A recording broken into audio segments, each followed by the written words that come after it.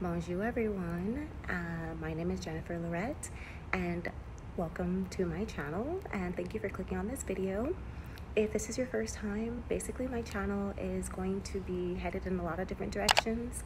Currently I'm a medical student, so that's my passion, making sure that other medical students are moving along successfully, but I also want to incorporate all the knowledge that I'm learning in medical school to help the majority of people. So today's topic is going to be a little controversial, but I think it's very important to make this video, and it is on addiction. Now, the reason why I want to make this video and I'm so passionate about everything that I wrote down to discuss in this video is because I was completely floored by the amount of colleagues that I have met that are addicted to some type of substance. This video is coming from somebody firsthand, somebody who beat their addiction and somebody who now does not rely on any substances at all. No substances to wake me up, no substances to keep me up, no substances to help me sleep. I am able to function completely by myself without anything else being in my system. And it's freeing, it's relaxing, and it's empowering as well. So stay tuned because we're first going to start off just a little introduction, and then I'm going to discuss the common types and what you can do about it, and we're going to discuss what is actually going on behind the scenes. And behind the scenes I mean in your actual mind, why you are being addicted. I'm telling you that even before the substances, when I went through life, everybody said I was living in some like bubble fairy tale. I was completely on a high all the time. Then I found the substances, and for some reason I was suddenly aware of how hard life was on the substance.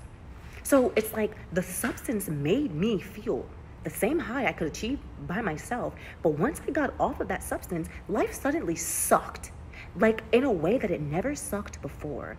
Don't do that to yourselves. I'm telling you, now that I'm on the other side of this addiction, now that I'm on the clear side and I'm floating constantly on a high, on an imaginal high, I mean, things are just coming my way. I'm helping others more. You feel better. And then this is the way that we are supposed to live. As humans, we're not supposed to be zombified. We are supposed to be out, carpe diem, seizing every single day, every single opportunity. But guys, all of these substances that we do, we're all looking for the same thing, and that's a peace. That's a feeling of peace, a feeling that every little thing is gonna be all right. I'm serious. That's what we're all looking for. So the sex was just to fill a void. The coffee is just to give you energy in the mornings because you don't have any, you can't fathom the day ahead of you because you're so stressed out. I mean, the Xanax is just to keep you calm because you don't have peace within yourself. So just stay tuned, because I know I'm talking like a spiritual guru right now, or a spiritual, or a weird spiritual person, but keep in mind, I'm bringing my knowledge of spirituality and the world and combining it with medicine and what I'm also seeing, right, from patients every single day. And I'm telling you that we need to stop and assess what's going on. Okay, so just a little bit more about myself so you trust the content. I am currently in my psych rotation, so I am gathering all of this information based off of the things that I'm learning right now and seeing firsthand. This is fresh content that I am seeing. If I see anything else, my rotation is still going, so if I learn anything else going along, I will be sure to add it in the description box or to make a brand new video, because my knowledge is for the world. So I'm not going to just keep it in here. I want to educate everybody so that everybody can help everybody make this world a better place, a happier place. So additionally, we all have the same tendencies, right? So a lot of these drugs, you're gonna be like, oh my goodness, I mean, I do that all the time. I didn't even notice it was a drug.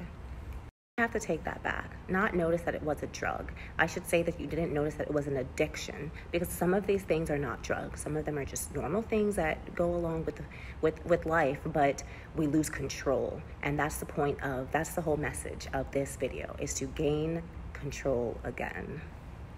Okay, so here are some thoughts as to why we do these things. I'm going to expand on the first one, but the first one is pressure. A lot of us do these things because of pressure. Secondly, we can do them because we want to cope. Maybe you need help focusing. Maybe you need more energy in the mornings, or maybe you need something that comforts you, such as food comforts a lot of people. Some people search for a temporary relief. The substances give you a temporary break from reality, and they also give you a false sense of happiness. I mean, when you're on the substances, any of these substances, you feel great. I mean, you feel amazing. It gives you a type of high that most people cannot achieve in life without the substances. But I'm telling you, from experience, you can achieve that high each and every single day without a single substance. I mean, some people develop addictions before they even know that they are addictions. For example, I know colleagues that their parents used to give them coffee when they, would go to school in elementary school. So they are already developing an addiction, a substance that they don't actually need to survive, right? We don't need any of these things to survive. Maybe one, which I'll discuss, but most of these substances we don't ever need to ingest or inhale or whatever shoot up. We don't need these substances. But if you were born in a family, or if your mother had already done these substances, then you're predisposed to addiction just because of your upbringing. And I will talk about parents in a completely different video, because I think we have to do better as parents. I'm not a parent yet, simply because I know I am not ready. I am not ready to be a parent. I haven't figured it all out yet. I am not stable yet. It will happen, but I think stability happens first.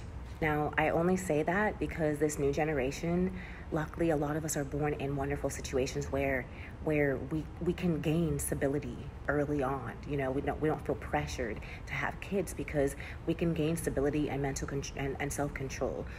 Think about it. If you have not figured out how to live in this world without a substance, how can you raise a child teaching them how to live in this life without a substance, So these are just things to keep in mind.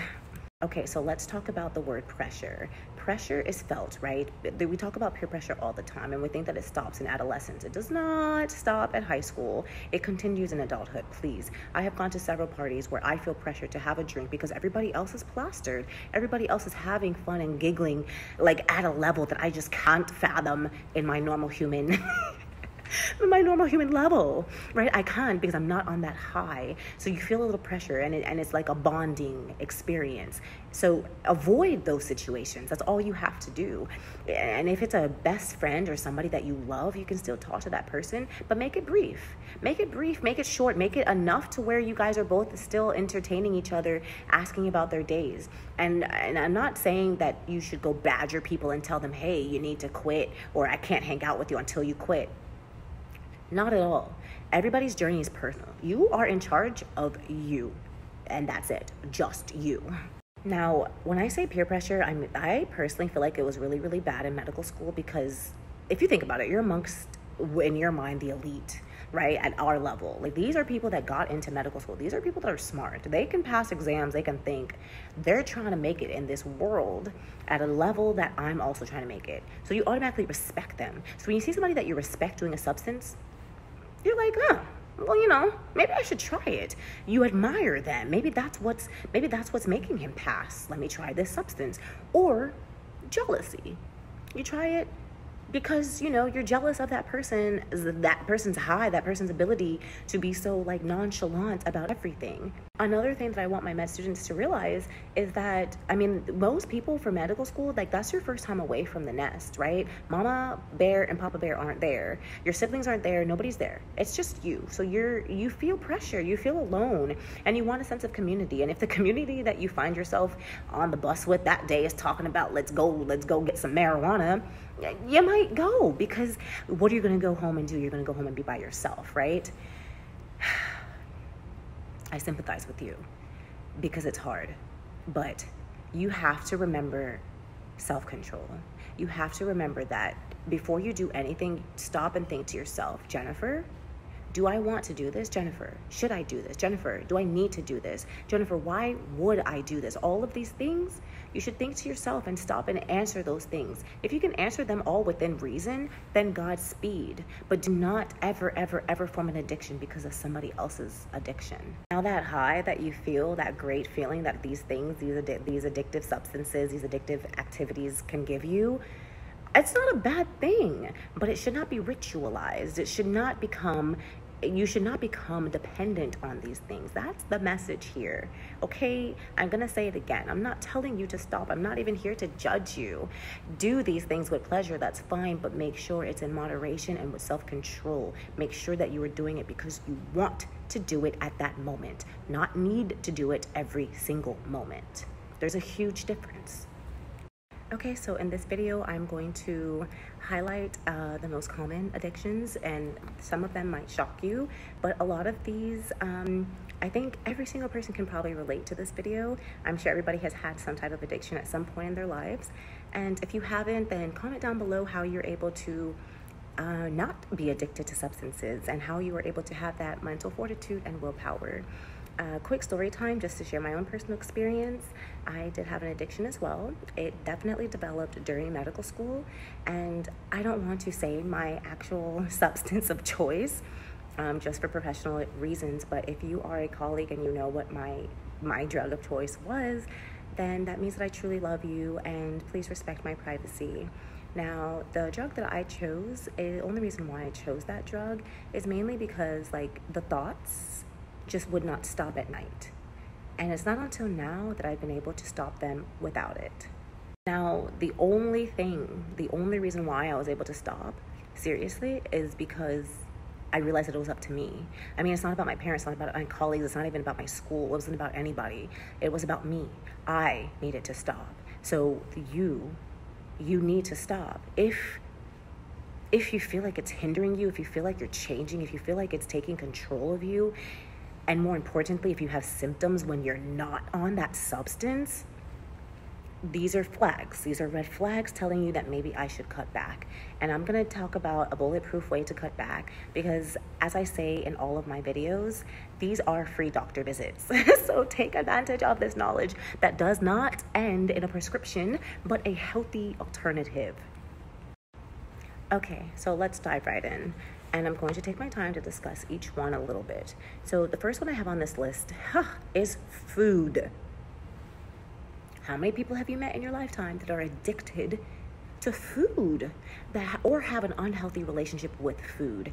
Food, okay, first of all, we are putting substances in the food to cause the addiction. We know that, it's proven, it's delicious. I mean, McDonald's, it can be so delicious when you're craving it.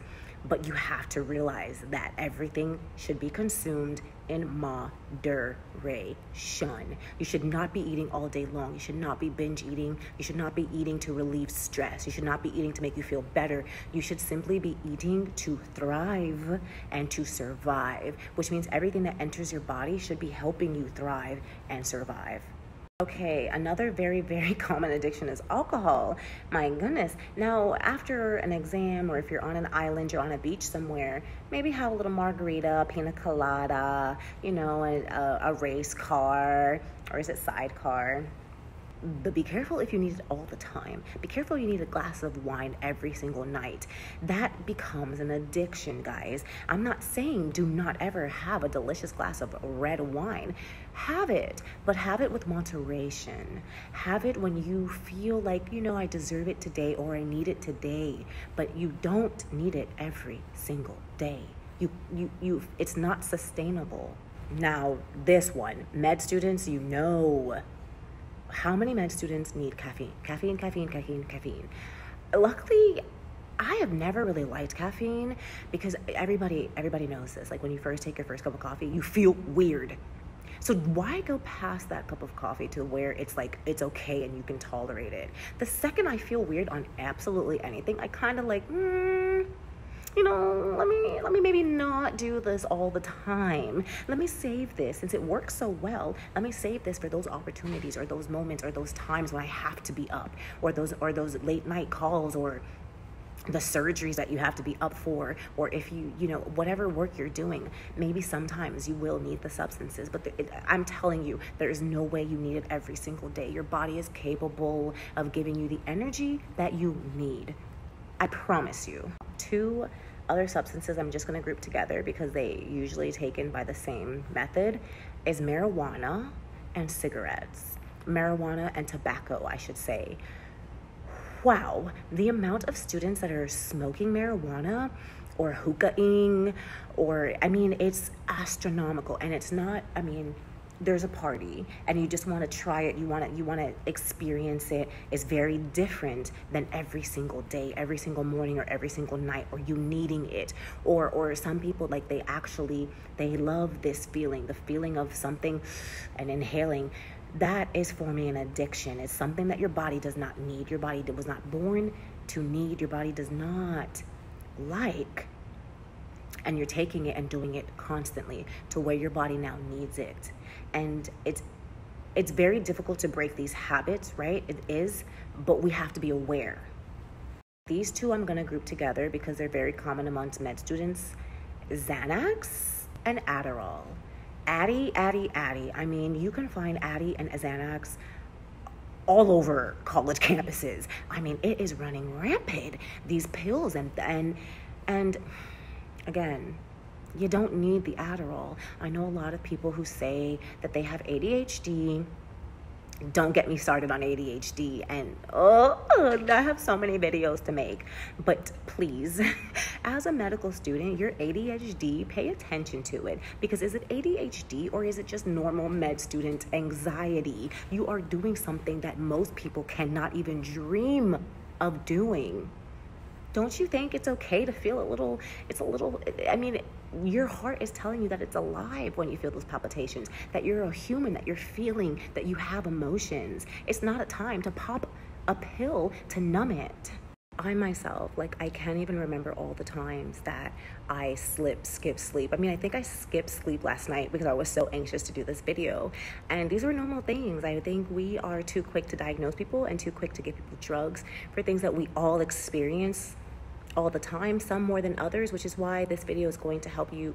I'm going to try to do my best to help you cope with these feelings, because you can't get rid of a lot of the reasons why we seek substances, right? Fatigue, we seek substances for fatigue. A lot of us will still feel fatigue. A lot of us will still feel anxious. Those are normal human qualities, human characteristics, and human things. Those are normal human traits and feelings. So yes, you are not a weirdo or a psycho or crazy. You're just a normal human trying to cope. Okay, I have 3 more. These are probably I think the most common. Netflix. People are addicted to Netflix. People are addicted to live streaming, or streaming devices, streaming networks, all of that stuff, the apps that you can watch movies on all day long. Dude, be careful with your Netflix time. Seriously, because it's very easy for you to fall into a Netflix a hole, right? Rabbit hole is what they call it. Next is social media. I have already said this many times, probably every single video. If you're in med school, take your phone and just toss it. You can use it, but it shouldn't even be a priority every single day. I mean, I would go days without texting. I know how that sounds, but if they love you, they understand this journey. They understand that right now you just need to be in bed.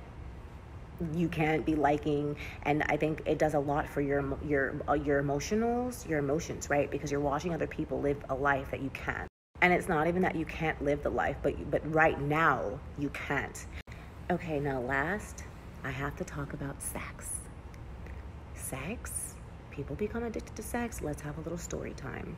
Let's call her Vanessa Shoemaker. Vanessa Shoemaker was a very innocent girl, had never had indulged in sex, had never had any sexual activity in her entire life. But she did have a boyfriend, a prearranged, I believe, that went haywire. They broke up. He could not handle the pressure. She could not handle the pressure. So they broke up. That's fine. 3 months later, Vanessa is literally engaging in activities with multiple people at once. And when I tell you, I watched her spiral downwards. I don't know where she is now in her journey. Unfortunately, she did eventually fail and was left behind by our group. Okay, I want to discuss 2 other addictions that are more acceptable and that are actually a better route to channel, or a better route if you're trying to fill a void. They can give you the same high, I would say, and that is sleep, right? Some people are addicted to sleep. They want to do it all day long. They quit their jobs just to sleep. People are late to functions just to sleep. We are addicted to sleep too, but it's a more acceptable and it's a little better because it's a very naturally occurring thing. The second one I would say is working out. I know a colleague that would work out nonstop. And I mean, he started dating a chick and got her to work out nonstop. Now they're big, buff, over the top looking. To channel that or to try to fill that void with sleep or working out is a little healthier, right? But everything in moderation, every single thing in moderation. But those are the two things that I think I would recommend. Sleep more and work out more. Try to be active, get your body moving, be in nature, observing things, be in places that make you feel peaceful, places that make you feel so peaceful that if you're not on that substance right now, you're okay, you feel okay. Find a place that makes you feel like that, and you should be there every single day as often as you can, as often as time permits. So the goal for this is to take it one day at a time. Go one day where you cut back, and then that's it for that week. Give yourself some grace. Then the next week you try 2 days where you cut back. Give yourself some grace. It's all going to work out in the end. You just have to apply yourself. Put in some effort. You don't have to press on the gas pedal. You don't. It's not that serious right now. You have to be kind to yourself, forgive yourself, and understand yourself. Understand that you are a human, and cutting cold turkey is never, ever, ever the answer. Ever the answer. Never, ever stop anything cold turkey, because your body is adapting to these substances. So if you suddenly stop, you're going to have a bad reaction. So the peace that I keep talking about, that calming peace, I mean, you can call it prayer, meditation, spirituality. I don't have any term for it. I just know that I do it every morning.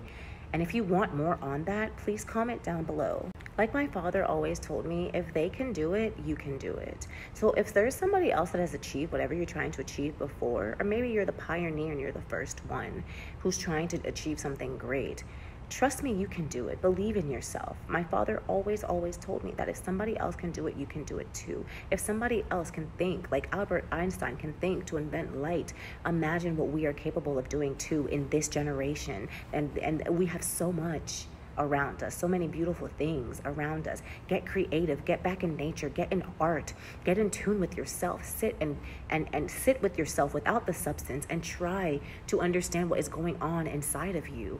The most bulletproof way I always give any patient that I talk to or any student is to just feel the power and the force between your two fingertips. I have a friend, a colleague, her name is Marley, and she told me this, and it has changed my life. If you do this with your fingers, make sure you're not cold, right? Make sure there's blood pumping. And if you do this, you can feel the force. You can feel the energy within you. You can feel the blood moving. That in itself, if you focus on that for a long period of time, an extended period of time, and by extended, I mean until you feel the same peace and high, you're on the right direction. Just try it once. And if you're trying to cut back, biggest rule of thumb, cut it in half. If you are drinking coffee 7 days a week, just cut that in half. Cut everything in half. If you're drinking 10 cups of coffee a day, drink 5. Everything, just cut it in half and start. The goal is to do it in moderation and with self-control. The goal is to do this every morning, every night, to find some peace with yourself. Every single morning, every single night, maybe half during the day. Or what you can do is do it right now as often as you do your substance or you eat. Let's say it's eating. Let's use that for example. So the first thing you do is eat in the morning, then you eat all day long, and you're trying to cut back. Instead of 5 meals a day, instead of 10 meals a day, 10 little snacks and all that, you're trying to cut back to 5. So those 5 meals that are missing, those times where you would eat, sit in silence. Sit in silence without the food and just try to gain comfort. Try to gain comfort without your addiction.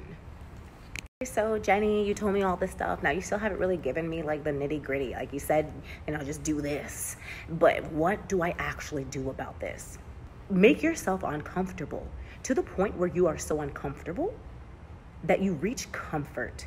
You do a little bit. You do a little bit every single day, because it's not just once, right? You take the substance every single day, so you're gonna have to do this every day. It's not gonna happen overnight, and it's definitely not gonna give you the high as easily as the substance does. I mean, that's why people do the substances. That's why they tax the substances. That's why People are making money off of these substances because they're quick, they're fast, and they're easy.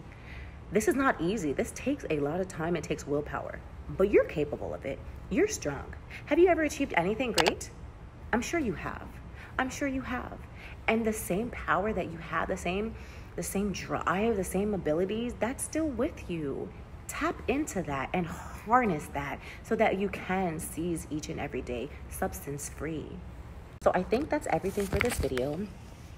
I do appreciate you watching, and if you made it to the end, then you are a beautiful person and a lovely person, and you might as well go ahead and give me a thumbs up so that I know that I'm beautiful and lovely too. And I do wish you all the best and all of the success with your addiction, or if you're trying to help somebody else stop, I wish you all the success there too. And as always, I am always available. If you ever want to meet with me, you want to talk to me, you reach out to my social media. My email is always down below. I love communicating with people, and I love helping everybody get better. Peace for now.